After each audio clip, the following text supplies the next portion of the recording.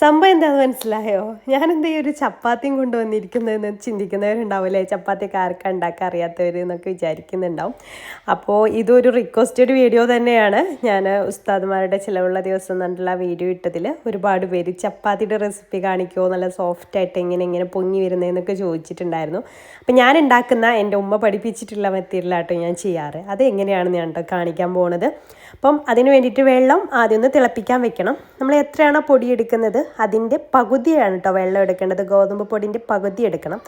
ഞാനിവിടെ 2 കപ്പ് ഗോതമ്പ് പൊടിയാട്ടോ എടുക്കുന്നത്. അപ്പോൾ അതുകൊണ്ട് തന്നെ 1 കപ്പ് വെള്ളമാണ് തിളപ്പിക്കാൻ വെക്കുന്നത്. അതിലേക്ക് ആവശ്യത്തിന് ഉപ്പും 1 ടീസ്പൂൺ ഓയിലും ചേർത്ത് തിളപ്പിച്ച ശേഷം തീ അങ്ങോട്ട് ഓഫ് ചെയ്യാം കേട്ടോ. തീ ഓഫ് ചെയ്തതിന് ശേഷം വേണം ഗോതമ്പ് പൊടി ചേർത്ത് കൊടുക്കാൻ വേണ്ടിയിട്ട്.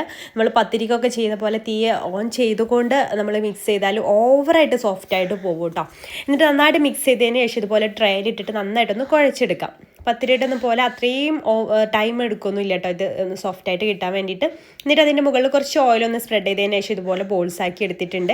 എന്നിട്ട് ഞാനിതുപോലെ ഒരു പൂരി പ്രസ്സിൽ ആദ്യം ഒന്ന് പ്രസ് ചെയ്ത് കൊടുക്കും കേട്ടോ, ഒന്ന് ഷേപ്പായി കിട്ടാൻ വേണ്ടിയിട്ട്. എന്നാൽ പിന്നെ കുറച്ചൊന്ന് പരത്തിയെടുത്താൽ മതിയല്ലോ.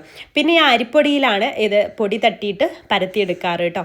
അങ്ങനെ ആകുമ്പോൾ ഒന്നുകൂടെ ഗ്രിപ്പ് കിട്ടാറുണ്ട്. നമ്മൾ പരത്തിയെടുക്കുമ്പോൾ നല്ല ഈസി ആയിട്ട് പരത്തിയെടുക്കാം. തവ നന്നായിട്ട് ചൂടായ ശേഷം ചപ്പാത്തി ഇട്ട് കൊടുക്കാം. ചപ്പാത്തി ആദ്യത്തേത് പെട്ടെന്ന് മറിച്ചിട്ട് കൊടുക്കുക. രണ്ടാമത്തേത് 2 മിനിറ്റൊക്കെ മറിച്ചിട്ട് ബബിൾസ് വരാൻ ടൈമിൽ മറിച്ചിട്ടിട്ട് നന്നായിട്ട് പൊങ്ങി വരുമ്പോൾ എടുക്കാം.